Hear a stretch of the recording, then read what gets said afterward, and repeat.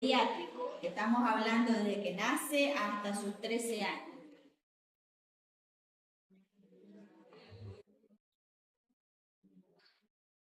Mientras más chiquito sea la persona, tenemos más cerquita cada órgano, ¿no es cierto? Entonces, mientras nosotros nos vamos creciendo, nuestro cuerpo va elongándose. Los órganos no es que crecen de tamaño.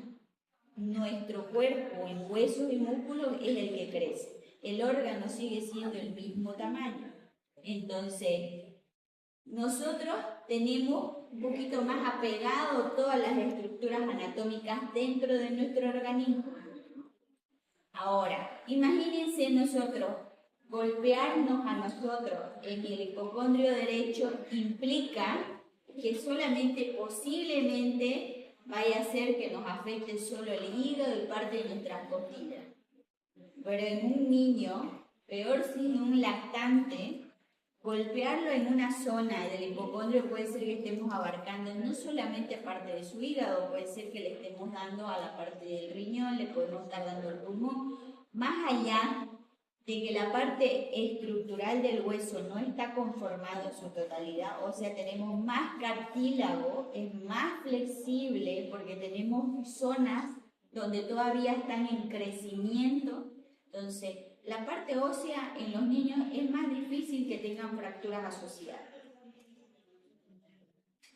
Tomar en cuenta uno, la anatomía del niño, en qué etapa está. Si es lactante, neonato, de 1 año, de 2 años, pediátrico, en qué estado, en qué etapa de su niñez se encuentra, para que nosotros tomemos en cuenta nuestra anatomía, tomemos en cuenta nuestros signos vitales que vamos a tener, porque no es lo mismo un lactante, un neonato, sus signos vitales, que un niño de 7, de 8, de 10, de 13 años, ¿no? Ahora, vamos tomando en cuenta eso, pero también tenemos que tomar en cuenta el mecanismo de trauma, ¿no es cierto? Ahora, si nosotros recibimos un pelotazo, una pelota, en nuestro abdomen, por la energía que vaya a ser enviada, nosotros vamos a recibir un golpe de acuerdo a la energía que se nos proporciona. ¿Cómo se mide? Nuestro cuerpo va a recibir ese objeto. Ahora, el cuerpito de una personita más chiquitita va a recibir la misma magnitud de fuerza del mismo objeto. ¿Cómo lo va a recibir ese cuerpito chiquitito? Va a ser más intenso el golpe para ese cuerpito que para nuestro cuerpo, ¿no? Entonces, el mecanismo de acción es importante poder tenerlo en cuenta nosotros. El trauma sigue siendo la causa más común de muerte y discapacidad en los niños, ¿ya? Nuestro escenario del día de hoy va a ser un niño de 7 años de edad que es golpeado por un vehículo mientras él paseaba en su bicicleta. No usaba casco, ingresa sin respuesta, respirando muy rápidamente, la piel de sus extremidades es pálida, está moteada. Los signos vitales a su llegada tienen una frecuencia cardíaca de 144, una frecuencia respiratoria de 38, una presión arterial de 80-57 y un puntaje de escala de Glasgow de 5/15, donde ocular tiene 1, verbal 2 y motor 2. Aquí con esto y con todo lo que hemos aprendido, ¿cuál es nuestra evaluación inicial de este paciente?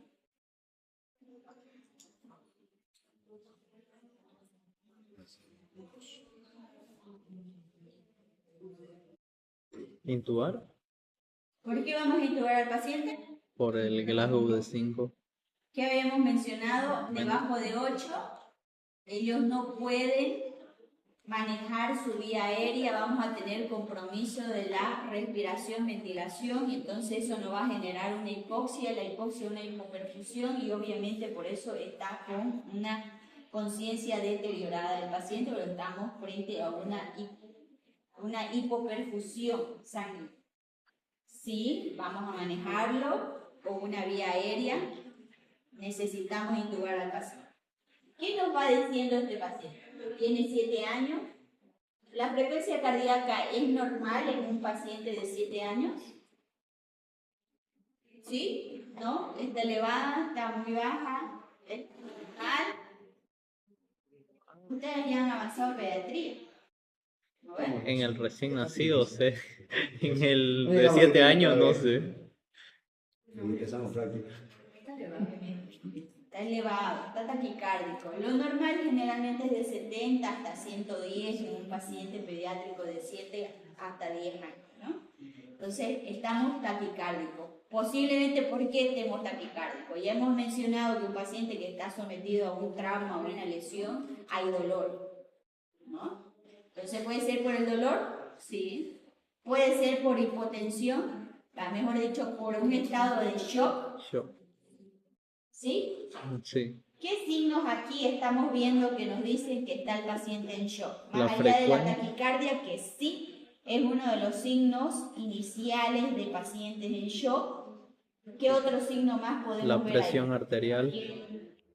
La presión arterial, que evidentemente está baja, pero la hipotensión es un signo tardío de shock.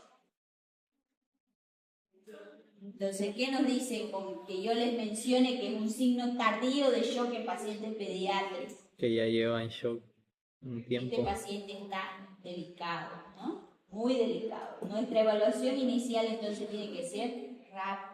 Nuestra reanimación tiene que ser rápida porque este paciente está a un pelo de morirse. Puede estar en paro cardíaco ya.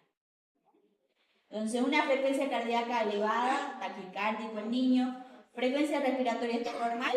No, elevada. Elevada, ¿no? Hasta 32, 30, alguna literatura nos menciona que es lo normal en pacientes pediátricos de 7 a 10 años. Entonces, estamos taquipnéicos. Taquipnéico nos indica que el paciente está con una ventilación inadecuada, ¿no es cierto? Está ventilando porque está con una frecuencia respiratoria de 38, pero no adecuadamente.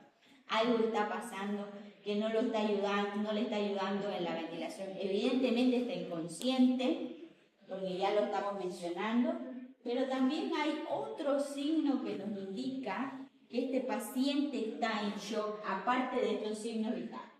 La palidez. ¿La palidez de dónde? Las extremidades. No, La piel, las extremidades. moteadas. ¿Y qué más? Que esté pálida, ¿qué nos dice? La extremidad. Hay una hipoperfusión distal. ¿Qué habíamos mencionado sobre el shock? Se va a concentrar en el corazón y en los órganos diáneos. Entonces, todo lo distal va a ser una vasoconstricción, lo que va a generar justamente esta palidez y signos de hipoperfusión peritoneal, ¿no? Evidentemente este niño está grave. ¿Qué más nos hace pensar? Con este mecanismo de acción, ¿qué posibles órganos estamos comprometiendo en este niño? Estaba en su bicicletita, no estaba con casco, y viene uno y lo atropella. La cabeza, las piernas. Compromiso, cabeza. Ya hemos visto qué posiblemente tenemos en la cabeza. El pacientito no tiene casco, evidentemente voló, es un cuerpito así, más o menos, que fue impactado por una movilidad de 4 ruedas. Entonces, ¿qué podemos esperar en la cabeza que tenga? ¿Qué habíamos mencionado? Hematoma, sangrado. Hematoma subdural, sí. Epidural, sí. Subaracnoideo, sí. ¿Qué más podemos? Cabeza. ¿Qué más podemos tener? Fractura de base. Lesiones cervicales, axonales. ¿Podemos tener? Sí. Si estamos mencionando que es un cuerpito así, que metió un auto, puede haber ido con todo, ¿no? Por todos lados. Pasamos más abajo, en tórax. ¿Pudo haberlo golpeado en el tórax? Sí. Ya habíamos mencionado que toda la parte ósea de los niños no está consolidado totalmente. Es poco frecuente tener fracturas con ellos, ¿sí? Pero eso no quiere decir que los órganos dentro de ese hueso, de esa cavidad, no estén lastimados. Entonces puede ser que estemos frente a una contusión pulmonar, sí. En este caso, una contusión pulmonar. ¿Por qué no un neumotórax en este paciente? Porque al no estar fracturado es difícil que... Que haya una laceración de la pleura.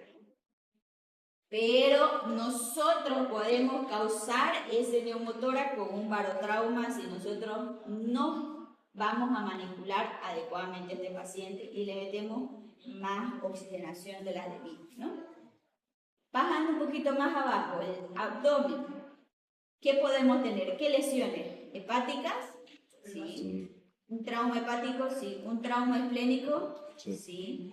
Entonces ya tenemos un trauma pélvico. Sí.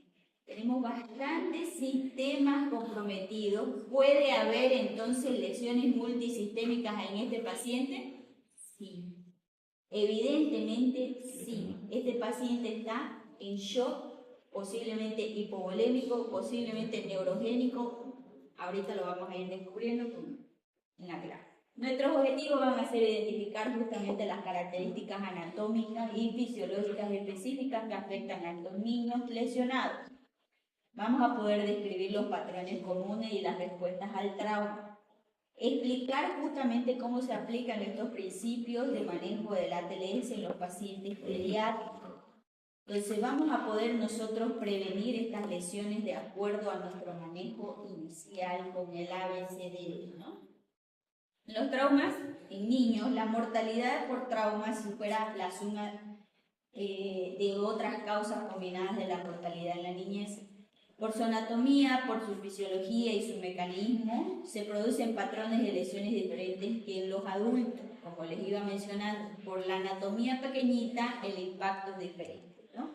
Los mecanismos de trauma se relacionan con la edad y la etapa de desarrollo, evidentemente, ¿no? No vamos a decir un lactante que iba manejando su bicicleta, no maneja una bicicleta lactante, ¿no? Los daños neurológicos respiratorios exceden con sus alteraciones hemodinámicas del paciente, ¿no? ¿Qué tipos de lesiones ocurren a los niños? Ya les hice un introductorio del paciente. ¿Qué lesiones posiblemente hemos tenido con nuestro paciente? Cráneo, traumatismo, cráneoencefálico. Comiencen a tener un poquito más de vocabulario médico, ¿ya? Trauma cráneoencefálico, hematoma epidural subdural, lesión cervical, contusión pulmonar, trauma hepático, trauma esplénico, trauma pélvico. Esas son las posibles lesiones que vamos a tener. Entonces, las lesiones van a estar causadas por vehículos, evidentemente en los niños, van a estar por ahogamiento, incendios en la vivienda, homicidios y caídas. Generalmente los niños lesionados están detrás de estos mecanismos de acción de trauma. Pero el más común, el trauma, viene a ser multisistémico por el mecanismo de trauma. Como les dije, su cuerpito abarca mucho y puede estar lesionado no solamente un sistema, sino varios. Entonces, ¿qué aspectos anatómicos del niño necesito considerar? ¿Qué habíamos mencionado? ¿Qué de diferente tiene la anatomía de un adulto con un niñito? Hay ciertas anatomías, más allá de que el cráneo, ¿qué parte tiene aquí adelante? ¿Cómo se llama? La fontanela. No lo tiene, tiene una fontanela, o sea, tiene áreas donde no están cubiertas por huesos. ¿Qué habíamos mencionado sobre los huesos largos? Tienen todavía esa laxitud porque tienen áreas de crecimiento en las partes distales. La lengua es más grande, su mandíbula es más pequeña, la laringe está más anterior, la vía aérea es más corta, muy aparte que tiene un anillo cricoide diferente y justamente que está estrecha y de forma de nudo. ¿no? Que es justamente por ese anillo cricoide. Antes, los tubos orotraqueales que se manejaban realizaban mucha necrosis a nivel de esta cricoide, cosa que posteriormente de intubar a estos bebés generalmente hacían en su adultez estenosis. Los pacientes venían con estridor, venían obviamente con falta de respiración y se tenía que realizar dilataciones de estas zonas que eran de la vía aérea superior, justamente porque tenían este antecedente de haber sido intubados y niños por cualquier causa. Manejaban demasiado volumen en los balones y su estructura era muy rígida para estas zonas infantes, ¿no? Hoy en día ya eso se ha mejorado en casi un 100%, cosa que hay menos incidencia de justamente estas complicaciones futuras de pacientes que los han intubado. Se ocupa menos de 30 milímetros de mercurio para ustedes insuflar el baloncito del CAF, del tubo orotraqueal, tiene que ser menor, y ya el material que viene no viene justamente para lesionar estas estructuras anatómicas. Entonces, parte de las otras estructuras anatómicas que tenemos es que tenemos predominio del occipucio en los infantes. Entonces, si nosotros lo ponemos en una tabla espinal como la imagen lo muestra, nosotros no tenemos una rectitud adecuada de la vía aérea como se debería. Entonces, en los bebecitos deberíamos colocar un cojincito de aproximadamente, esta es una media, de 2.5 de grosor para colocarlo debajito del cuerpo y así rectificar lo que es la vía aérea y tenerla más rectificada para que pueda haber un buen manejo de la vía aérea.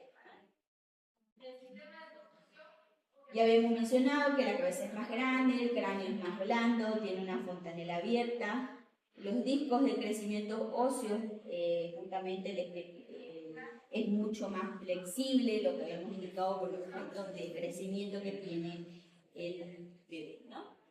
Entonces, en la columna cervical de la misma manera, hay ligamentos espinales más flexibles, las vértebras están acuñadas de manera anterior, no hay todavía esa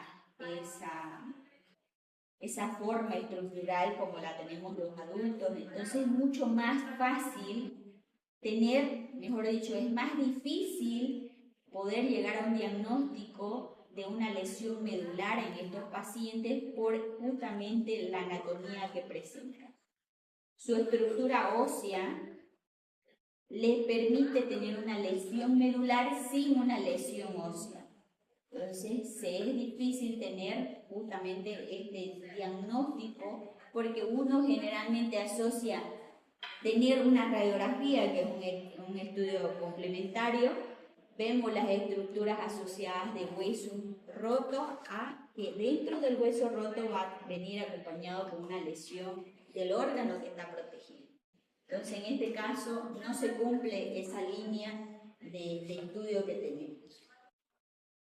A nivel del tórax, como les iba mencionando, porque tenemos la parrilla costal, en los bebés lo tenemos un poco más rectificada, la parte de las costillitas, de igual manera las áreas de cartílago son más extensas, entonces como que es más chicloso, entonces el golpe que va a tener no va a haber fractura como tal, pero eso no quiere decir que el impacto dentro del órgano que viene a ser la parte cardíaca, mediastínica y también de los pulmones va a recibir ese golpe que está recibiendo la cavidad torácica. Entonces, están asociados muy frecuentemente a contusiones pulmonares. ¿Y qué habíamos mencionado sobre las contusiones pulmonares? Que esto, porque están esos bronquios y esos alveolos lastimados, ellos se enojan, se hinchan, comienzan a tener, bueno, como estoy hinchado y enfermo, no trabajo, entonces un pedazo que no va a trabajar del pulmón. Y si nosotros no le ayudamos con una buena reanimación, o sea, pensamos que el paciente está hipovolémico, le metemos sangre, le metemos líquido inadecuado, va a haber un espacio intersticial mayor y entonces vamos a tener un edema agudo de pulmón, producto de nuestra reanimación, porque estamos frente a una contusión pulmonar. Entonces, justamente los neumotórax generalmente están asociados, como les mencionaba, no a la primera instancia, sino al manejo que vamos a ir realizando, como por ejemplo los barotraumas, que son muy asociados a los infartos.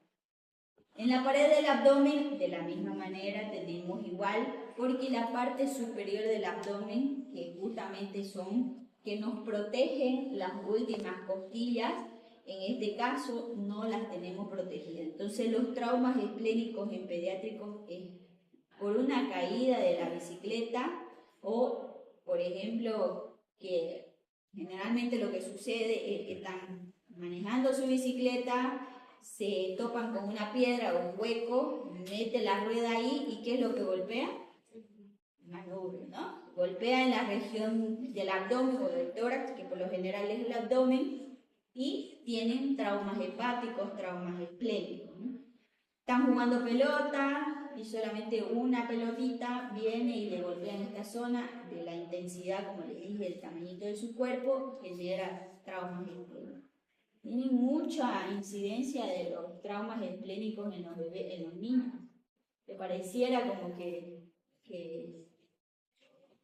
son fuertes en esa parte, porque a nosotros para que nos lastimen el vaso tiene que tener alta energía, porque está protegido por varios órganos anteriores y posteriores, pero en los niñitos no.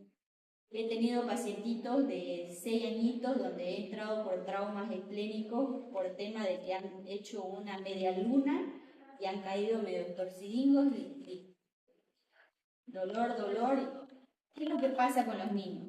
El niño, por el tema del dolor, la parte psicológica de ellos no te expresan de una manera adecuada como un adulto. Entonces tu historia, tu anamnesis no es buena. Vos tenés que confiar en la mamá, en lo que la mamá, que lo conoce la mamá, nos va a referir, no, mi hijo no es así, o mi hija no es así, ella no hace esto, ella no come así, ella está dejando de comer, o está así, o fue así. Entonces, vos estás en la línea donde la mamá está exagerando o realmente está sucediendo. Porque vos podés tener estos mecanismos de trauma tan sencillos de que una media luna puede provocarte un trauma esplénico. Evidentemente, si yo te lo comento por teléfono, vino un niño de 6 añitos que estaba en su colegio, hizo una media luna y ahorita lo tengo pálido, hipotenso, está taquicárdico, estamos con signos de shock, no me está ayudando la reanimación, necesito entrar con cirugía. Decirle al papá, voy a entrar a cirugía porque este niño tiene algo en el abdomen, hago una ecografía y tal. Inundado de leucofagia, está en los 4 puntos, está totalmente lleno de líquido. ¿Cómo le voy a decir al papá? El papá está asustado de decirle voy a meter a quirófano, posiblemente lo que me voy a encontrar es sangre, posiblemente voy a tener que sacar el vaso o un pedazo de su hígado. Es difícil el manejo que se tiene que hacer y es rápido, ¿no? Entonces, y es importante tener ustedes esa guía de poder direccionar. No todos los casos son iguales, obviamente, ¿no? Es ahí que ustedes tienen que saber cómo direccionar su anamnesis semiológica con estos pacientes. ¿Qué diferencias fisiológicas afectan mi manejo de los pacientes pediátricos lesionados? Que era lo que les mencionaba, ¿no? Tenemos signos vitales diferentes en grupos etarios pediátricos, ¿sí? Menor volumen de sangre. En los pediátricos, obviamente, la capacidad residual funcional está disminuida en ellos y su respuesta compensatoria es vigorosa, o sea, porque ese cuerpito metaboliza mucho más rápido. Entonces, en ellos, como les mencioné al inicio, la hipotensión en pediátricos es un signo tardío, ¿ya? Entonces, el deterioro súbito es presente, los tonos vagales están aumentados en ellos, por eso es que tenemos esa diferencia fisiológica. Aquí tenemos signos vitales de grupos etarios para que nosotros podamos tomar en cuenta qué diferencias hay de 0 a 2 añitos, de 3 a 5 añitos, de 6 a 12 añitos. que es grande la diferencia para que nosotros podamos saber, ¿no? Entonces, nuestra administración de líquidos tiene que ser dirigida de acuerdo a nuestro bebé o nuestro lactante o de acuerdo a nuestro pediátrico que tengamos. Generalmente lo manejamos con soluciones isotónicas para no afectar justamente ese medio interno que tenemos. Si tenemos que administrar sangre, lo tenemos que realizar de acuerdo al requerimiento que se necesita con el paciente. Y si se necesitan los cristaloides adecuados, realizarlo solo en bolos, ¿ya? No pueden pasar de los 2 bolos hasta que nosotros tengamos un nuevo reporte ya laboratorio. Ahora, uno de los principales problemas con los pediátricos justamente es la hipotermia. ¿Por qué? Porque ellos tienen menos grasa en el cuerpo, su musculatura es menos grande que nosotros, entonces por ende su piel tampoco es tan extensa, entonces ellos no manejan las temperaturas adecuadamente como un adulto. Si nosotros lo desvestimos como el ABCD, llegamos a un punto del E y tenemos que explorar todo y lo dejamos pelado ahí al bebé, fija y tenemos a este paciente de nuestro escenario, vamos a estar frente a una hipotermia con el bebé, más allá de que obviamente él está con piel fría por la hipotensión que tenemos y la hipoperfusión, nosotros tampoco estamos. Parte de nuestras soluciones isotónicas que vayamos a administrar vía endovenosa, vía periférica o ya sea central, tendrían que ayudarse con el apoyo de darle soluciones atemperadas, ponerle colchitas, ponerle mantas térmicas para poder ayudar a metabolizar justamente lo que nosotros queremos, ¿no? Entonces, esto, cópienselo, sáquenle foto, porque es la manera de los líquidos de mantenimiento que tienen que realizar después del seguimiento. La regla es 4-2. Y ya en pediatría le van a ayudar más bonito con calculadora y todo, cómo van a sacar de acuerdo al kilo peso, cómo van administrando, cómo van sumando, pero este es un mantenimiento de una reanimación que ustedes están realizando. Es sumatorio, ¿no? Si el niño tiene 23 kilos, por ejemplo, entonces de acuerdo a esta manera ustedes le van a dar las soluciones isotónicas o administrar la sangre que necesitan. Es ahí la importancia en los niños, porque si ustedes no calculan bien, se pasan de la volemia que necesitan, ustedes están frente a otro cuadro, sumado gracias a ustedes. Entonces es ahí que es más importante, no es, ay, no importa, 300 ml más, no, ¿ya? Entonces, ya habíamos mencionado que los cambios hemodinámicos del niño es diferente en un paciente adulto de acuerdo a el frente de la lesión que tengamos, frente al trauma que tengamos. Obviamente cuando se presentan ciertos síntomas taquicárdicos es el signo inicial, hipotensión es el signo tardío. Entonces, pero vemos cómo de un rato a otro el niño puede desplomarse, puede descompensarse y puede estar en un shock ya tardío de poder resolverlo, ¿no? Esta es la parte que les iba mencionando sobre la prevención de la hipotermia por la anatomía que presenta el niño. Tiene mayor proporción su superficie corporal en relación con su peso y obviamente que su piel es un poquito más delgada que la nuestra, ¿no? Entonces, ¿cómo es que vamos a aplicar nosotros el ATLS en el tratamiento de los niños? Que es eso lo que venimos a estudiar ahora. Lo mismo, no es que cambie, ¿ya? Sigue siendo el ABCD, dando prioridades siempre y no saltándonos las secuelas. En este paciente que teníamos de 7 años, nuestra prioridad vino a ser intubación que estaba dentro de la vía aérea, ¿no? Pero no quiere decir que vamos a descuidar la parte neurológica, porque evidentemente ya nos dieron un Glasgow, pero nosotros en nuestra evaluación podíamos haber llegado a esa determinación igual, que tenía 5/15, ¿no? Con ciertas preguntas. Ahora, ¿Cómo vamos a hacerle al niño para hacerle la pregunta? ¿Cómo es que van a llegar ustedes a la deducción del 5? ¿Qué tal si el niño está terco y no les quiere hacer caso? Difícil la manera de evaluar la TLS con él, el grafo con él, ¿o sí?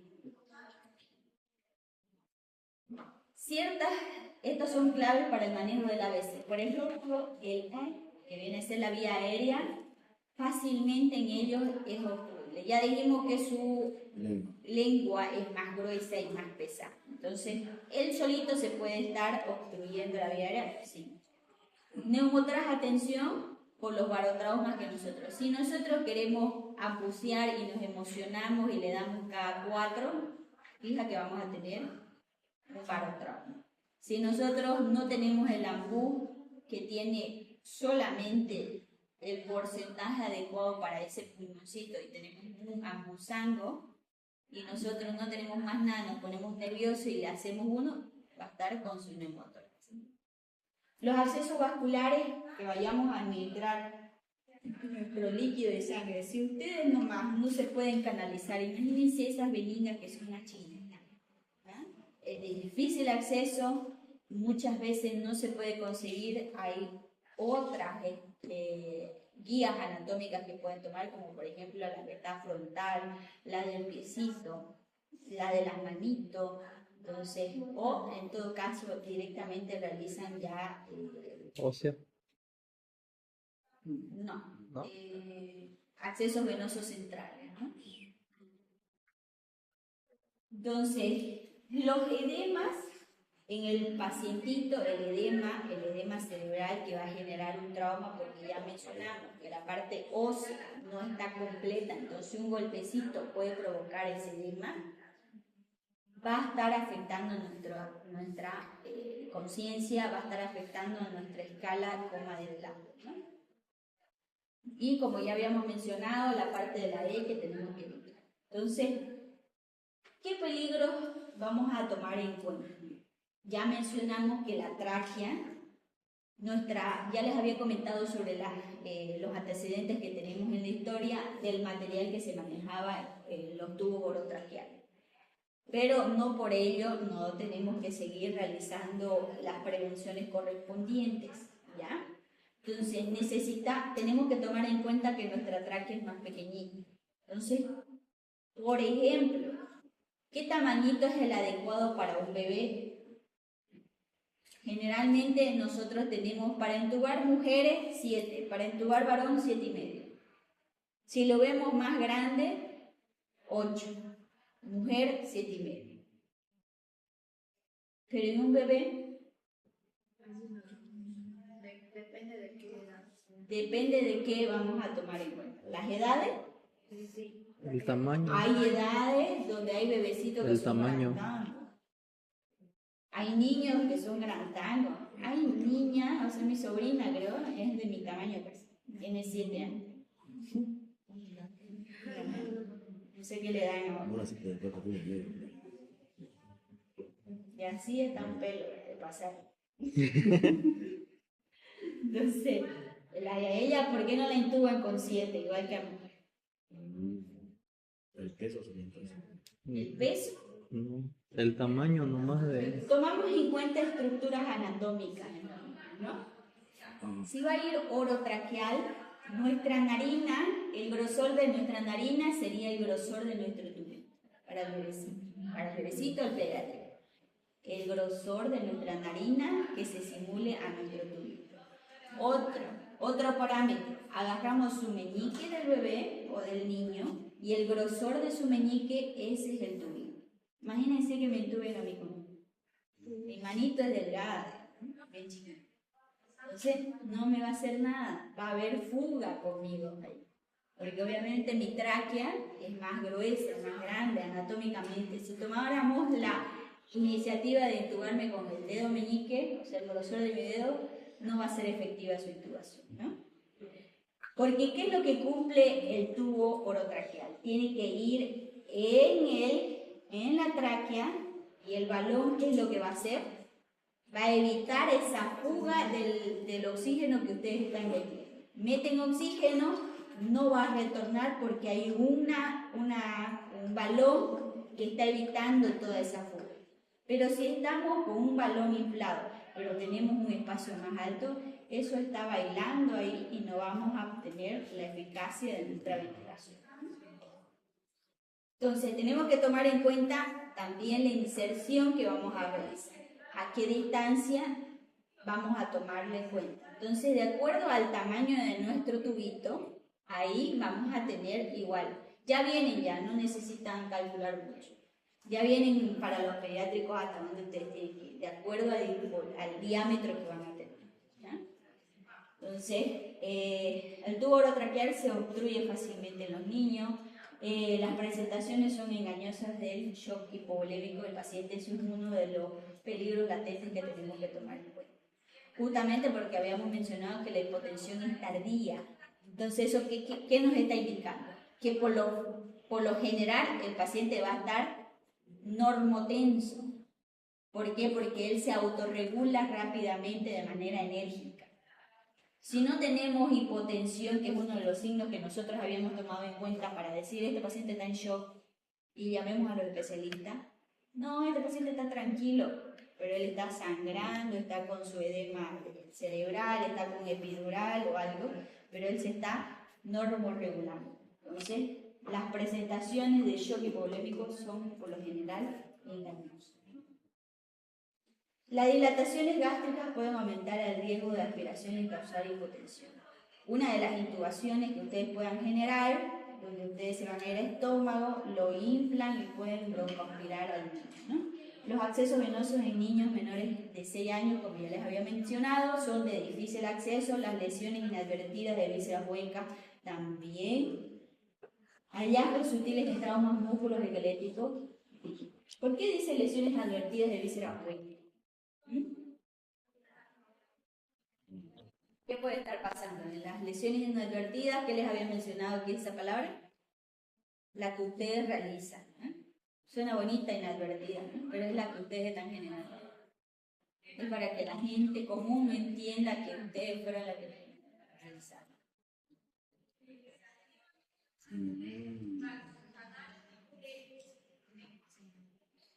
¿Por qué dice Idiopático, no sé. Idiopático. ¿Ah? Buenos términos para no echarnos la culpa. Sí, pero No sé. forense eso no se ve igual. Entonces, dentro de las vísceras huecas, igual, ¿no? Nuestra manipulación viene a estar, como ya les había mencionado, nuestro barotrauma de la misma intensidad pueden manejarlo en la vía abdominal cuando estén ingresando al quirófano, cuando estén haciendo descompresiones. No se olviden que igual en los lactantes puede haber una laceración del diafragma. Entonces, estos pueden estar metidos, las vísceras en el tórax, en cavidades torácicas, y nosotros no estemos identificando y estemos haciendo funciones porque sospechemos de un neumotórax, porque estemos viendo aire en la cavidad torácica, sin embargo, que es víscera hueca, ¿no? Entonces, la disposición a radiación, realizar estudios radiológicos únicamente cuando haya una necesidad médica, ¿ya? Como les iba a mencionar, el impacto de un cuerpito sí es el mismo el que ustedes están recibiendo y con mayor voltaje para él. Entonces lo mismo viene a ser en la radiación para su cuerpito, es mucha radiación, una sola radiografía, una tomografía, y que ustedes le estén haciendo un barrido tomográfico porque no tienen ni idea de qué es lo que le está pasando al paciente, son mucha irradiación.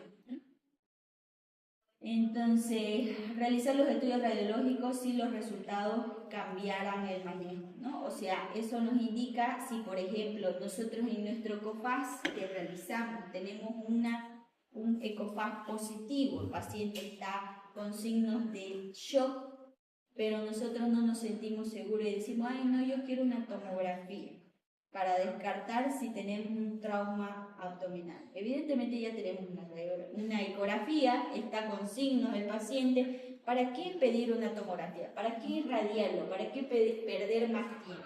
Para hacer una lesión inadvertida.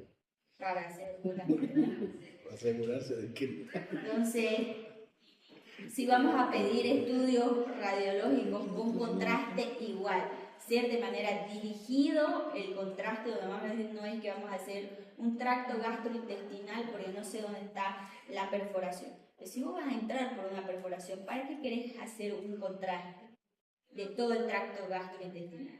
Tiene sentido de irradiarlo y encima colocarle contraste, donde después lo vas a someter vos a anestesia general, donde no combina muy bien el contraste con la anestesia general. O sea, estás perjudicando, uno, tu propio tratamiento o el tratamiento que viene a venir a hacer tu colega especialista, ¿no?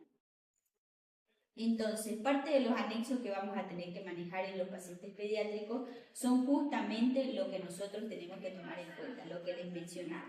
Si vamos a tener estudios de contraste, si es más importante realizar las ecografías VAS de una manera adecuada, en los puntos adecuados, no se olviden que es un cuerpito más pequeño, entonces su traductor de ustedes van a abarcar mucho más, como ya les iba mencionando, la imagen muestra el tamaño del transductor.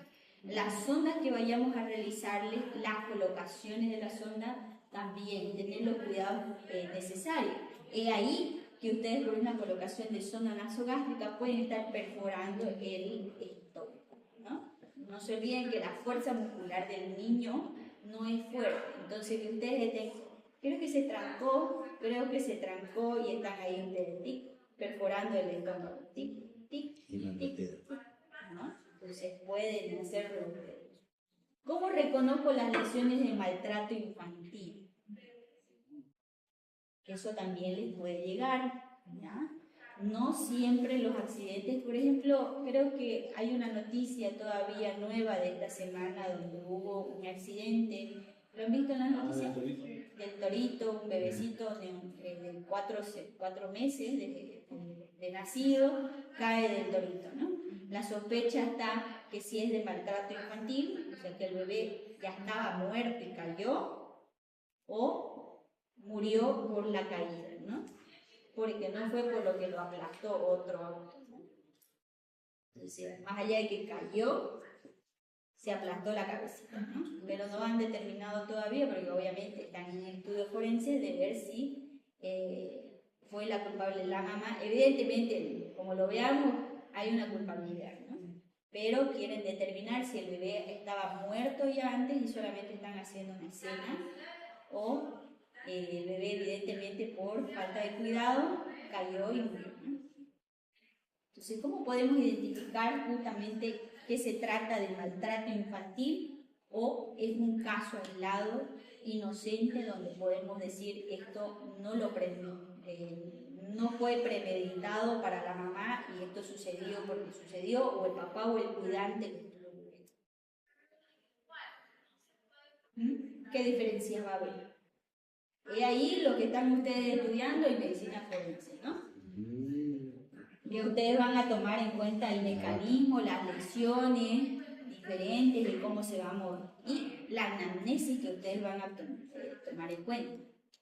Su exploración de cómo ingresa el paciente con la anamnesis que van a obtener de la persona que lo estaba cuidando en ese momento. Entonces va a ir de la mano. Si la mamá dice, ay no, es que se cayó del lado derecho, la mamá dijo del lado derecho, pero nosotros estamos viendo que hay más lesiones del lado izquierdo. O, por ejemplo, no, lo que le pasó fue que recién ahorita pasó esto, y ven ustedes signos de equimosis de que ya más o menos ya está en resolución y esto pasó como 5 o 6 días atrás. No sé por qué recién lo está trayendo, ¿no? Entonces hay que ver la discrepancia de la historia clínica que nosotros vayamos a hacer con lo que ustedes están realizando la exploración. Entonces tienen que buscar justamente lo que les iba mencionando de la demora en busca de la atención médica, que es muy frecuente tener estas dos, tanto la discrepancia como que el paciente, como que el cuidador no acudió de manera inmediata porque el instinto de mamá o de papá pasa algo que para eso vas y lo llevas, te asustás y lo llevas de manera inmediata. No es que vas a decir, es que tengo trabajo, voy, marco, vuelvo, o sabes que mañana vamos a ir. no pasa en eso de los papás. Eso es lo normal que debería pasar en acudir. Más aún si hay lesiones repetitivas.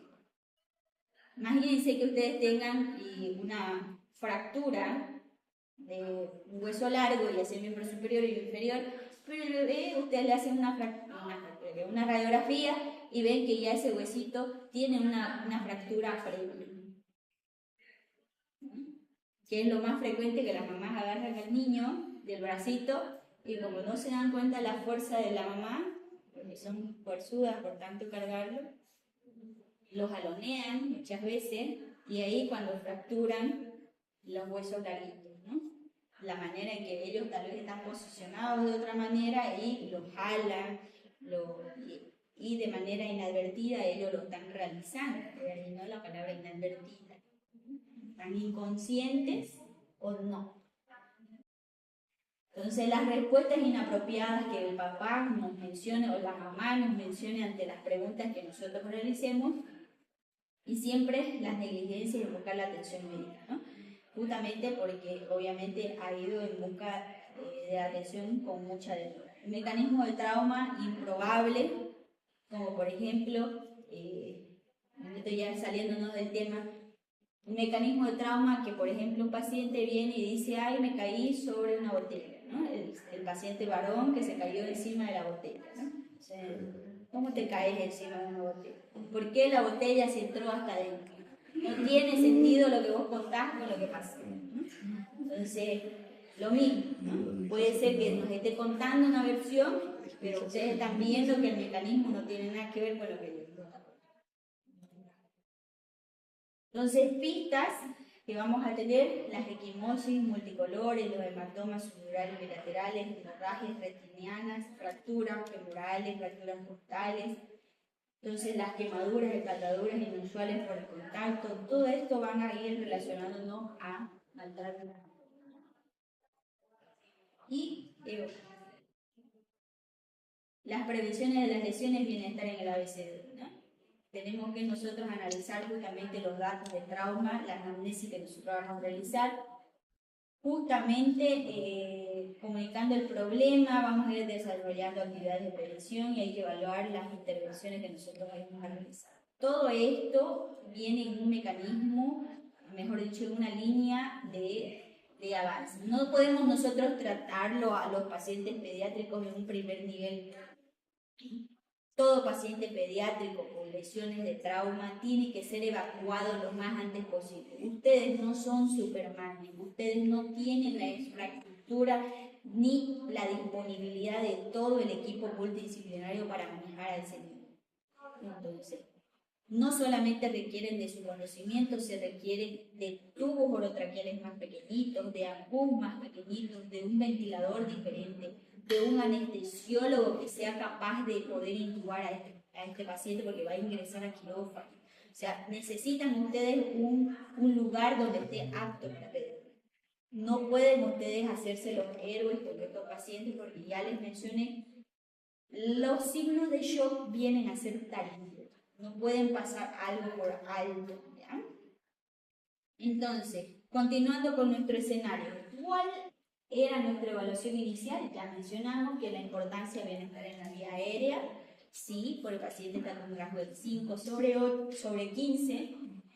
¿Y cuáles van a ser nuestras prioridades de reanimación? Intubarlo, buscar lesiones craneales, sí, lesiones cervicales, sí, posibles lesiones torácicas, sí, posibles traumas abdominales cerrados, sí, porque el paciente está con signos de shock.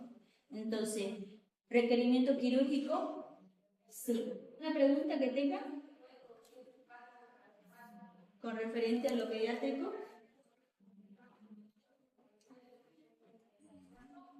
¿No? Con respecto al trauma recurrente, dice por ahogamiento. ¿Cómo se llama? ¿Qué caso? A ver, los niños son traviesos, ¿no?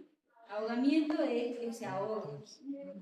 Los que les iba mencionando, generalmente los niños están frente a estos traumas, era lo que les mencionaba, ¿no? Que son los de accidentes en bicicleta, Ay, Incendios, porque o quemaduras, que es lo que mencionaban. A ver, si nosotros tenemos en una cocina agua hervida, que por lo general, o la comida, que está la mamá ahí, y el niño va y jala las hornillas, o jala la cocina, o jala justamente los agarradores de las ollas, y genera la quemadura, ¿no?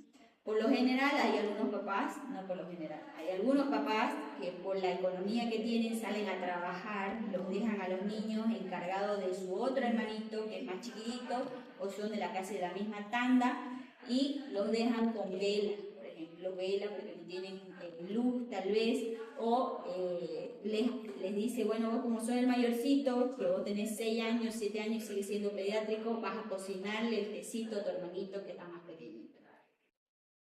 ¿Qué responsabilidad tiene este niño de que va a cerrar adecuadamente la llave, que va a poder prender justamente la hornilla? Pueden haber justamente estos incendios ocasionados frecuentemente, que lo vemos en nuestro medio, que lo vemos en la noticia.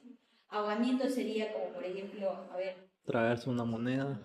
¿sí? Las estructuras de poderse colocar muchos juguetes, que es lo que te enseñan los pediatras si el objeto pasa a través del papel higiénico, que es más o menos la medida, usualmente que utilizan como para que vos puedas tragarte ese objeto, no está apto para que vos le des al niño, ¿no? En un cosito de eso del papel higiénico entra una moneda, entra este reloj, entran los anillos, se puede meter todo. También están de que los niños son justamente de que, más allá de que consumen alimentos que no les corresponden, por ejemplo huesos, ya que estén los niños más grandes, ¿no?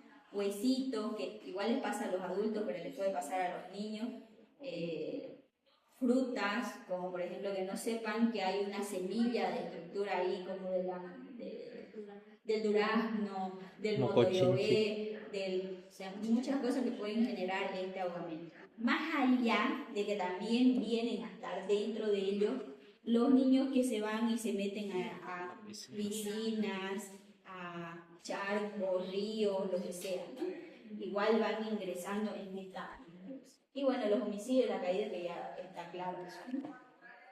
En caso de los líderes del homicidio, ¿qué problema vendría a su hogar? ¿Piscina? Todo lo que viene del ahogo viene a ser más que todo vía aérea y pulmonar, ¿no?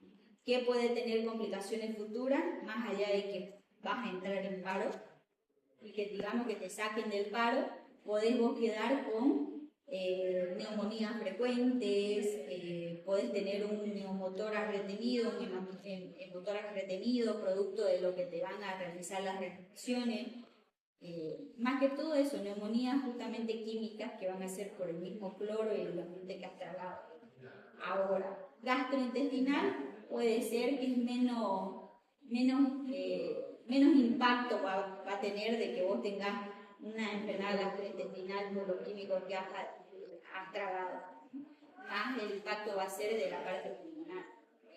Y a la parte psicológica, evidentemente ya lo tratamos la parte psicológica por el tema del trauma a la piscina, que ya no quieran bañarse, que le tengan miedo, que sean claustrofóbicos por entrar a ese evento, tengan miedo de la parte el tutor quien los cuidó, que ya no sientan eso de que alguien los va a cuidar, o sea, esa sería la parte psicológica. ¿Listo?